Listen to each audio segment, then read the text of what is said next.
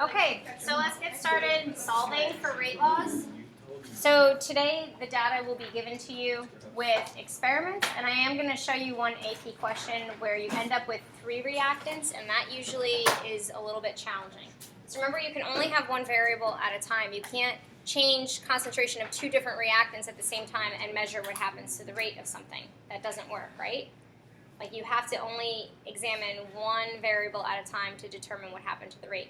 So the one question that I will show you is that the the concentrations for the third one are not possible to do that for, and you'll end up plugging it in. So that's why I'm showing you. You can do this definitely in your head, but I'm going to show you mathematically how to set it up so that if you do get a scenario where you have to solve for the exponent to figure out the order, you can do it.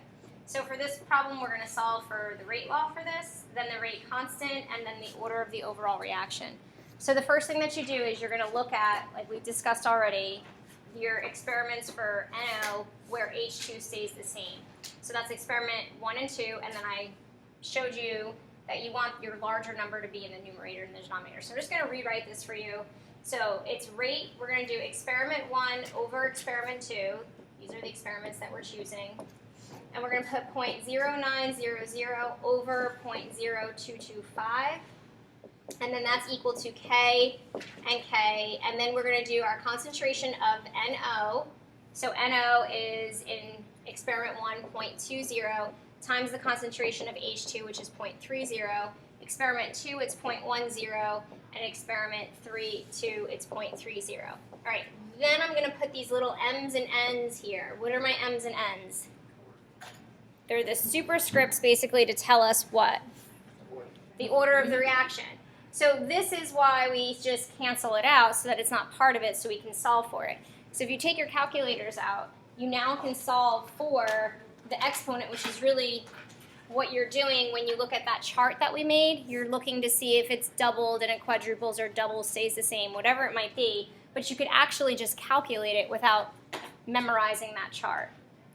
So you get 0.09 divided by 0.0225, which should give you that 4, right? And then you take your 0.2 divided by your 0.9. So then our K's, we're just going to cancel them out. Our 0.2 divided by 0.1 is obviously 2, raised to the nth power. So you can see that if you double the concentration, it quadrupled your rate here, right? But what would be the power of M? 2, right? Like M is a squared. So if it's squared, then that would give me the rate of 4. So then that must mean that the rate for the order equals 2 with respect to NO. That's usually what they say. With respect to NO, the order is 2.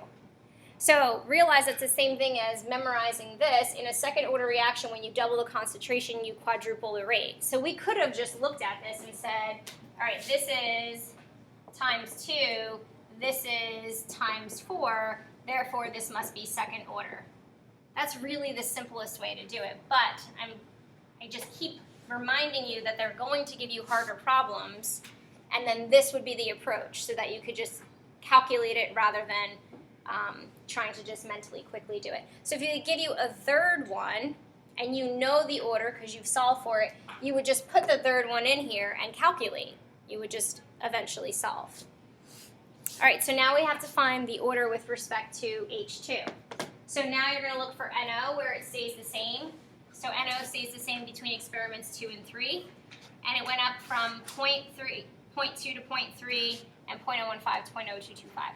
So you guys try to solve this piece right now. So you can do it in your head. You can use your calculator for sure. Or you can actually solve. So I'm going to show the work again for solving for it. So experiment 3 and 2. So I'm going to put 2 over 3. So that's the rate is 0.0225 over 0.0150. And that's equal to K over K. And now it's 0.10. And we already know that order is 2, right? But that's going to cancel out anyway. And we're solving now for the nth power there. So you, again, don't need to calculate it, but you could.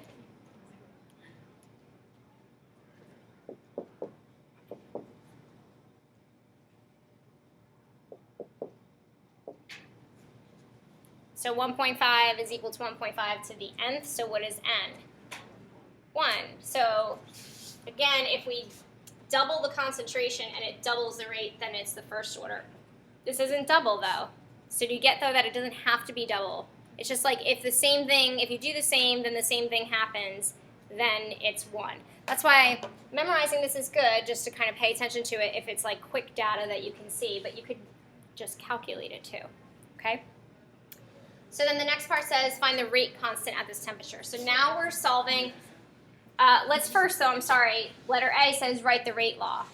So the rate law, remember, is no numbers except for your superscripts. And when you write the rate law, you literally write the word rate and K, right? K is going to be some constant for this specific experiment times the concentration of NO, and what order was NO? Second order with respect to NO, and with respect to H2 it was first order, so we just leave it like that. Simple, right? So I'm telling you, this test, you guys, some of you, your grades I just looked at from first marking period, second, and then third, consistently across the board, most of you are low right now compared to what your first and second marking period grades were. So I do realize that acids and bases was hard, but this, I mean, get 100 on this test, or really close to it. It's definitely achievable. It's short and it's simple stuff like this, right? All right, so the rate constant now. So we're here, I just showed you that the rate order for NO and H2.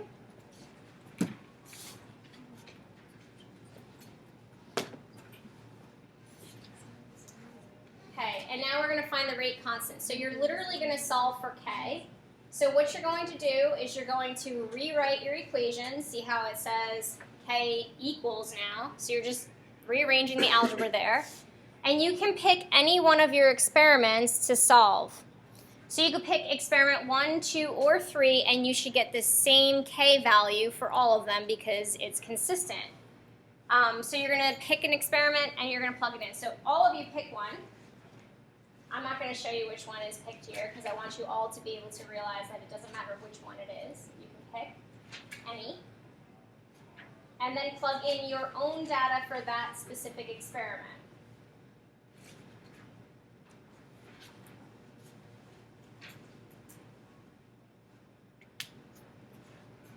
The answer up for you, so you guys all could have chose any experiment. Did you get this? Yes. All right, did you get the units? Yes. So realize that the questions always say, when they ask you to solve for K, which is the rate constant, they will specifically say, solve for the rate constant with units. Well, that's what they're looking for. Do you see, Argo, why I don't want you to memorize? Yeah, it's just too much information to have to keep memorizing. Okay. So the overall reaction is third order because you add up your superscript, so 2 plus 1. I mean, these are, I love getting kinetics questions on an AP exam. When I see that you guys get them, it's kind of like free points because this is one of them usually. What's the overall order? So even if you were wrong in your A and B, do you see why I say look for points? What if you had no time at all? Just write an answer in A, what it is, whatever you think it is, and then just add them up and you get a point because it's going to be consistent with parts A and B. They have to make it consistent. All right, this is what I was saying I should have gone through with you, but I forgot that that question was on there for your homework last night. So just recall that when we do Beer's law and spectroscopy, that it's all about light shining through the sample. However much light is there would absorb that light. The substance, the concentration of the substance is there. Would absorb the light, and then transmittance is going through. Absorbance is how much is being absorbed. So you do that little math problem to relate transmittance and absorbance, and they usually will give you absorbance there. So I think you all kind of remember that from the beginning of the year. What you do need to recall is Beer's law for this. So A is absorbance, Little a is molar absorptivity. Now this one is a constant for that sample. So you can look this up, or you'll calculate it. So it's going to be either given or you solve. I have seen before a few questions, not that many, where they do give you absorbance data for a kinetics problem. It's not my favorite, but they might give it to you.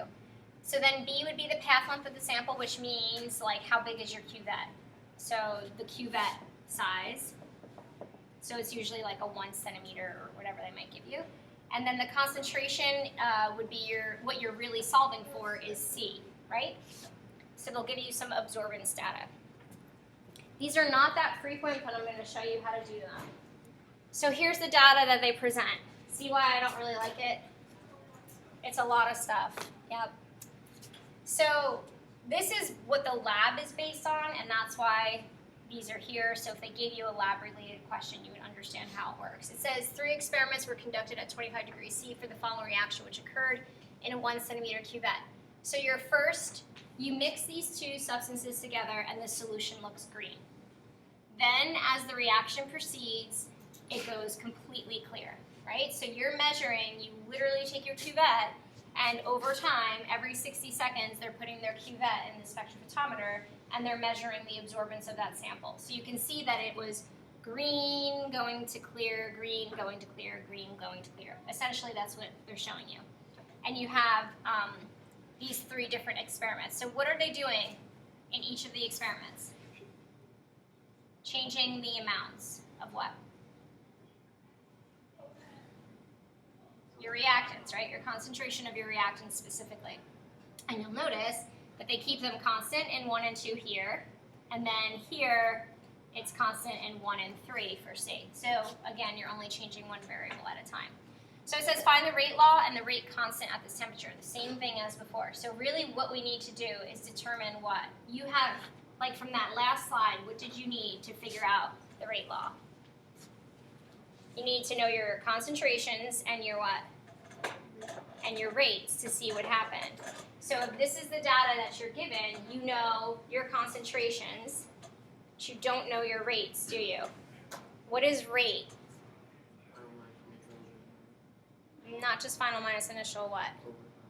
Concentration, change in concentration over time. So you could essentially calculate change in concentration over time from this data, even though it says absorbance, because then you can do what? Beer's law, A equals B, A, B, C, which is why I hate this problem. It's just so long. So essentially what you're going to do today is you're going to make your own data tables from this lab. This is essentially the lab that I gave a really long time ago, but we only have one spectrophotometer, right? So for every single one of you to have to run to the spectrophotometer every 60 seconds to put it in, you're not going to get the time that you need to do it, and then our data is all going to be off and you're going to be frustrated when you're trying to make your own graphs. But this is essentially what it is, right? So try to follow along here. So we're going to use A equals ABC, and then we'll come up with our concentrations at these points. We'll do change in concentration over time, and then we'll come up with a rate for each of these experiments, and then we'll make our own data table. It's just awful. Okay, so first step, find A for the colored reactant. What is A? Molar absorptivity. They didn't give it to us, so we have to somehow calculate it. So if you go back to this data, you have A equals ABC. Do we have enough information to come up with little a?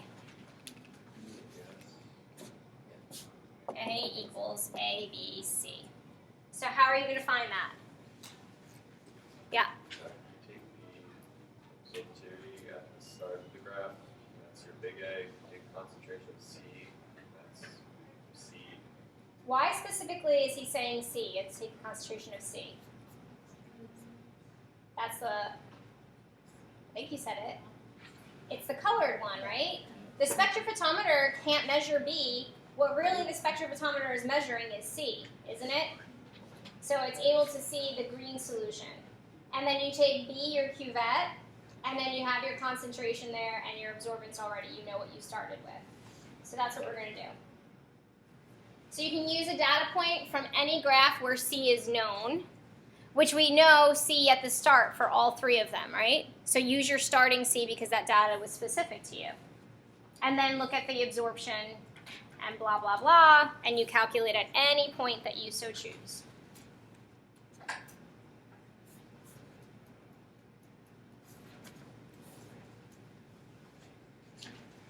All right, so once we find little a, now we're able to go ahead and calculate what all of those concentrations will be. So did you get 5.0? And then just recognize the reason why they're coming up with the units. You wouldn't be really asked to calculate little a. Maybe they would. But it's just recognizing that your units here for absorption and then molarity and centimeters are in the denominator. So that would be why it's in the denominator. Absorption, just you use like a capital A, but there's really not a unit there. All right, so now that we know A, we can go back and we can calculate the initial rate for each experiment. So experiment 1, so how are we going to find our initial rate? You're going to do change in concentration over change in time. That's what rate will be equal to. And then this is negative because we have the rate of disappearance, so we're going to put a little negative sign in front of there. So we're going to do a final minus an initial for here and then time also. So you can pick the spots that you would like, but the easiest spots to pick certainly are the ones that are already given to you. So here we're going to find concentration. And we're picking, I believe, from experiment 1, your initial absorption is 0.5 there, which means that the concentration of C is, you're calculating concentration for that one. So absorption is, I'm just looking at what they gave you. For experiment 1, yeah, you have to pick a final minus initial spot and then subtract them.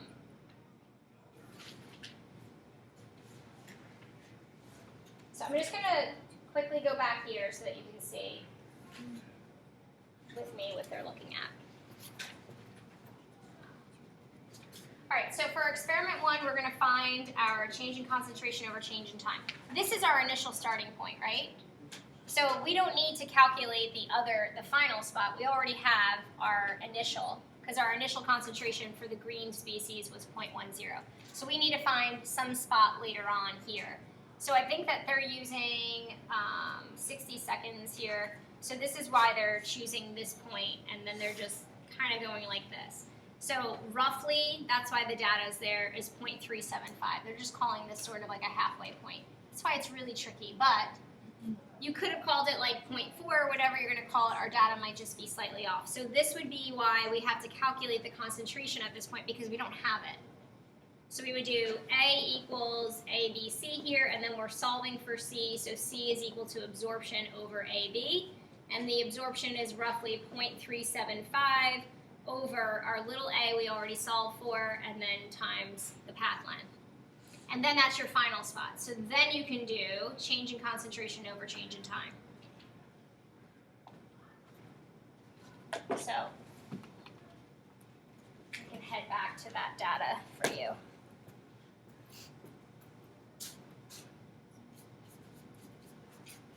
All right, so that was 0.375, and then our little a is 5 times 1. So the concentration final was 0.075 minus what they gave you, which is 0.10 to start with, and then that was 60 seconds later.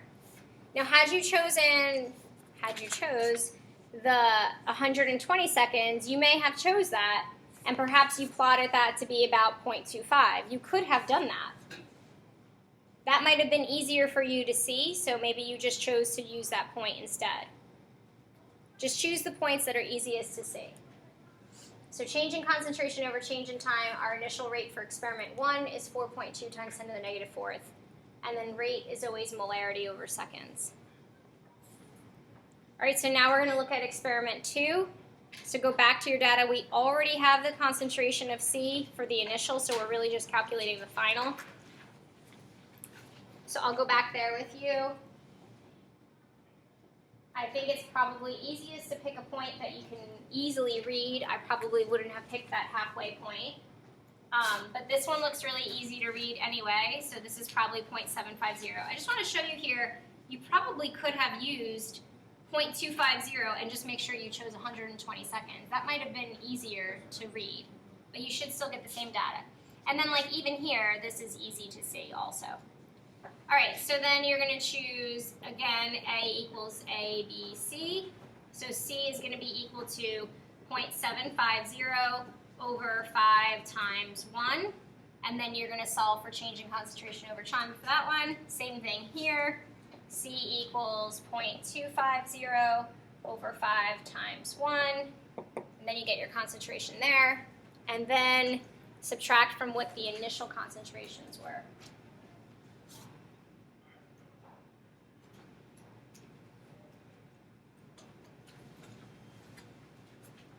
Just super time consuming. So I'm going to let you guys solve all that. I'll leave this data up so you can check your answers. Okay, so once you have that data, now look at the table that I made on the board, or the one that's up here. You are making the exact same table that you saw like however many slides ago, right? Except you generated it now, and now you determine the data. So find the rate law for this is the same way that you would do it as always. You can calculate it or you can just look. So if we're finding B, we want to find where B changes but C stays the same. So C stays the same in experiments 1 and 3, but changes in 1 and 3 here. So this is a times 2, and this is a what? Times what? You can't see that? Almost a times 2. Why is it not exactly 2? Because this is lab data, and if you guys actually did this in lab, I guarantee it would be like 1.7 or something, and then you'd be really struggling. It's because you do this in the lab. Your numbers don't come out to perfect 2s and 4s. You kind of have to like estimate and see where it is. So this is double, so what's that order? First order, right? So this is with respect to B. B is going to be first order, but we don't need to write the 1, so we're just going to erase that. And then C changes here, so this is a times 2, and this is a roughly times 2, so now it's C. So our rate is equal to K, and that's it. All right, realize that your work on this is imperative. If you just, this again is just showing you all the math. Do you see that? So it's helpful to know how to do it with the math, but it's not necessary. You could usually just look at it and eyeball that to come up with first orders. So the rate law is this. If you just wrote this as your rate law, you would never get credit without doing all the work, right? Because they need to see that you saw that the rate. So if they say justify your order, you can show the math like I showed you all those times before, or you could just show, like you could write in a sentence like the concentration of A doubled and the rate doubled, therefore it's first order, something like that. But you have to be able to justify it somehow. All right, so find the rate constant for K. So you guys did this already, so you're just going to pick any experiment and plug in the data for that specific. You solved already, you made this table yourself essentially. So pick any experiment, plug in your data. All right, so you plugged in any data. You should have all gotten at least exactly this or close to this. And then remember that the units are essentially m times m, so that's m squared. So you would need an m and an s in the denominator to give you an overall m over s. And then the overall order is second. Make sense? The end. So